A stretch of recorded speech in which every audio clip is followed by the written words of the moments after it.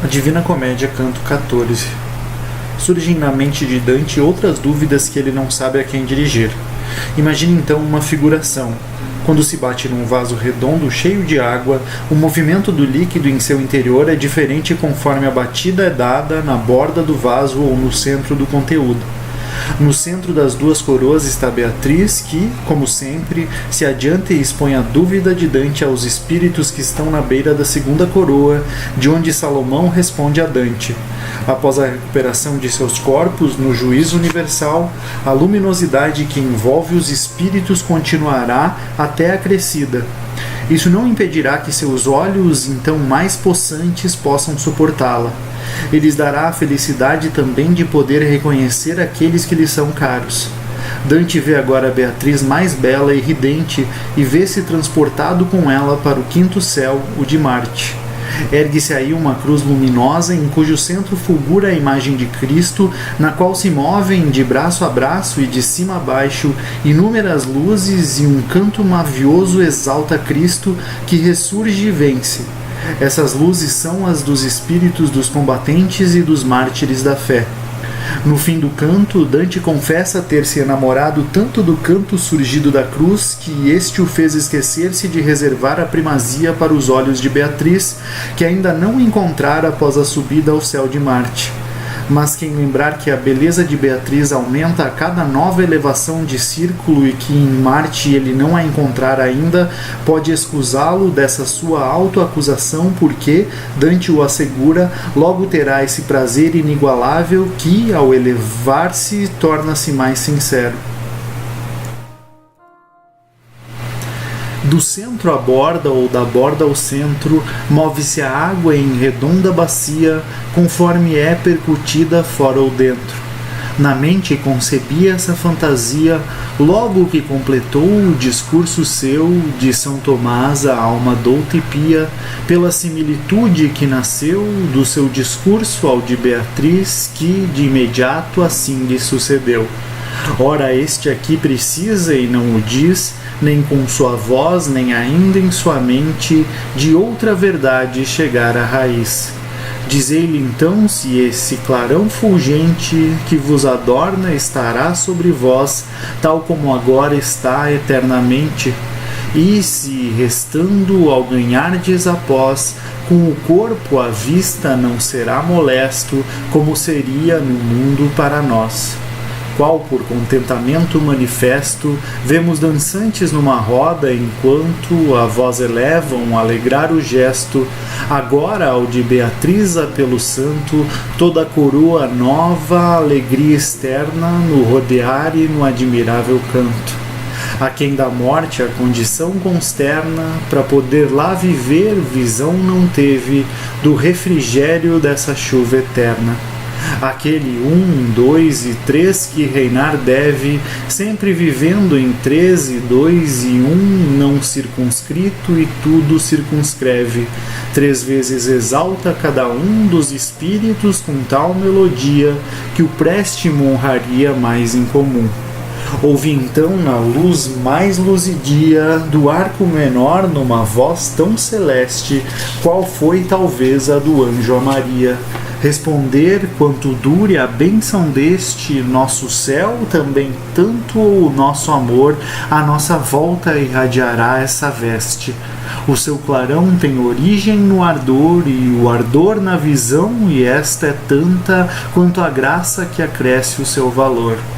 Quando a carne, glorificada e santa, revestida nos for nossa pessoa, por ser mais grata, se inteira levanta, fará aumentar a parte que nos doa, do gratuito lume o sumo bem, lume que o divisar nos galardoa.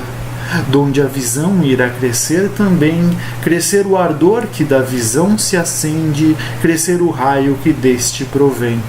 Mas como o brilho do carvão transcende o da chama que dele se descerra, e o seu primor à vista assim defende, assim mais do que a luz que nos encerra, o da carne terá de fulgurar, ainda até então coberta pela terra.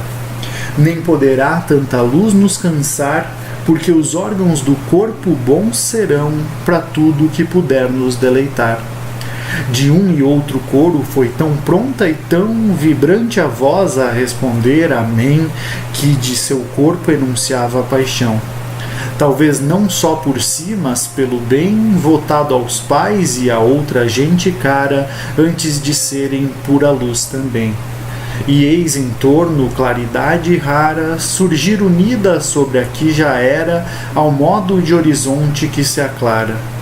E como quando o crepúsculo gera no céu sereno novas aparências que alternam nossa vista em falsa houvera, pareceu-me ver novas existências reunir-se formando um novo manto à volta das duas primas resplendências. Ó imenso brilho do Espírito Santo, como tornou-se súbito candente, vencendo o empenho dos meus olhos tanto. Mas Beatriz vi tão bela e ridente, que guardo com as demais essa visão, que conservar não pode a minha mente. Dela auriram meus olhos condição de levantar-se, e me vi transportado com ela para mais alta salvação. Bem percebi que eu tinha me elevado pelo incêndio riso dessa estrela, que mais rubra fulgia que o costumado. De todo o coração a Deus naquela universal língua de mim holocausto fiz pela nova graça ao recebê-la. Com o ardor do sacrifício não exausto, ainda no peito já saber eu vim meu oferecimento aceito e fausto.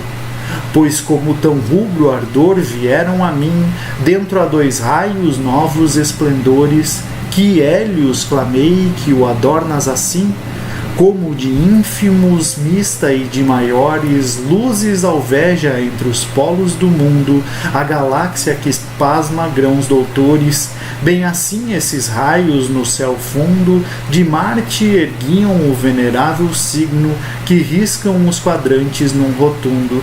E aqui a memória, o engenho meu consigno, que nessa cruz resplandecia Cristo, tal que exemplo não sei achar condigno. Mas quem pegar sua cruz e seguir Cristo, ainda me perdoará esta escassez, quando virem tal luz lampejar Cristo. De braço a braço e da cabeça aos pés, moviam-se os lumes cintilando mais, no encontro e na passagem cada vez.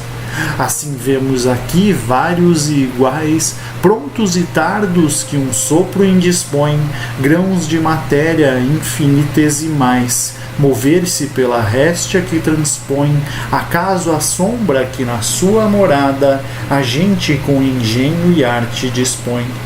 E como de harpa ou viola afinada, mesmo para quem acorde não conhece, as cordas tesas dão um som que agrada, assim dos lumes que a cruz enaltece, o canto que ora por ela surgia, me enlevava sem que o hino entendesse.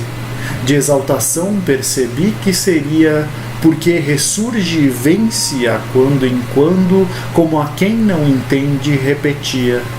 Tanto ao ouvi-lo eu ia me enamorando, que até então não tivera uma outra coisa que me atasse como tão ameno mando. Depois, talvez, ora o meu verbo ousa, ao pospor o prazer dos olhos belos, nos quais mirando o anseio meu repousa. Mas quem lembrar que aqueles vivos selos de beleza ao subir alçam sua lei e que eu lá não puder ainda vê-los, pode excusar-me do que me acusei por me excusar e defender o vero, que esse prazer ainda aqui terei, que ao se elevar torna-se mais sincero.